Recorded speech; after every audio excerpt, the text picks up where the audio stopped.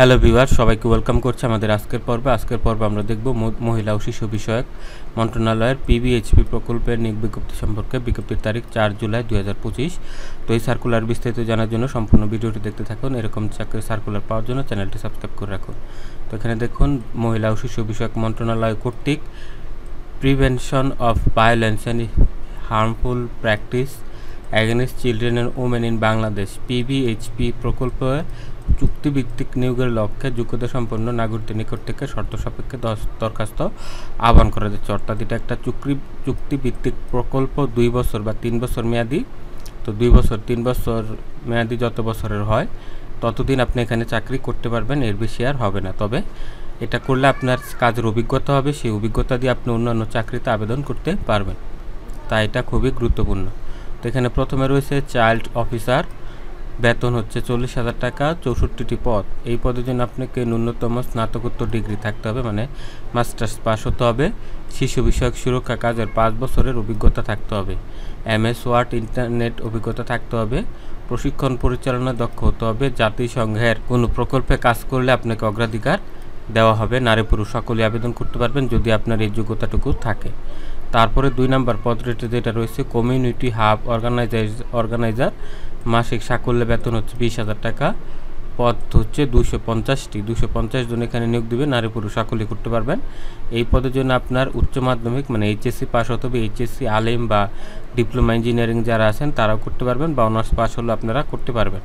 এখানে শিশু সুরক্ষার কাজে 3 বছরের অভিজ্ঞতা থাকতে হবে।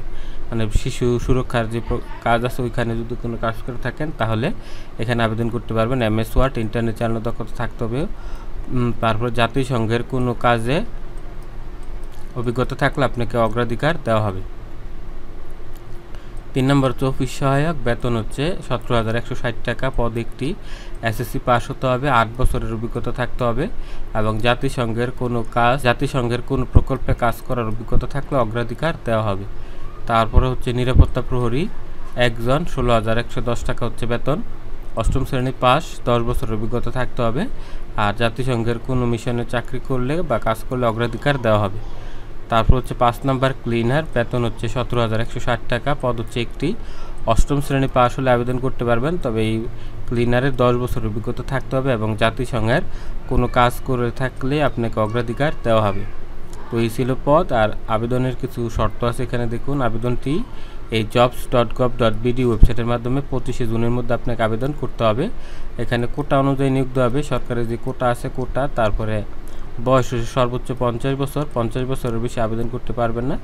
অসম্পূর্ণ ত্রুটিপূর্ণ আবেদন গ্রহণ করা হবে না। যারা চাকরিরত আছেন তাদেরকে NOC নিয়ে আবেদন করতে হবে এবং NOC মূল কপি জমা দিতে হবে ভাইবার সময়। তারপরে কোনো মিথ্যা তথ্য দিলে আপনার বিরুদ্ধে আইনানুগ ব্যবস্থা নেওয়া হবে। তারপরে আপনার অভিজ্ঞতা, প্রাসঙ্গিক শিক্ষকতা যাচাই করার জন্য তারা পরীক্ষার জন্য ডাকবে, লিখিত পরীক্ষা হবে।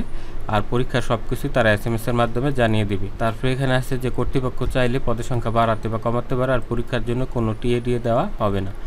তো এখানে আরও অনেক শর্ত আছে, বেশি কিছু আমি বলছি না। আর এখানে পরীক্ষার ফি দেওয়া আছে 115 টাকা। আপনারা বিকাশের মাধ্যমে বা নগদের মাধ্যমে আপনারা এটা পেমেন্ট করতে পারবেন। আর আপনার শিক্ষাগত যোগ্যতা এবং অন্যান্য সার্টিফিকেট এখানে আপলোড করতে হবে। তাই আবেদন করার আগে মার্কশিটগুলো স্ক্যান করে নেবেন, ঠিক আছে? তো এখানে এই 12 মাসের চুক্তিতে নিয়োগ করা হবে। 12 মাস অর্থাৎ 1 বছরের এখানে চাকরি হবে। 1 বছর যদি আপনার মেয়াদ সন্তোষজনক হয় তাহলে আপনার বৃদ্ধি হবে। যে বার্ষিক কার্যক্রম সন্তোষজনক হলে তা বৃদ্ধি করা হবে।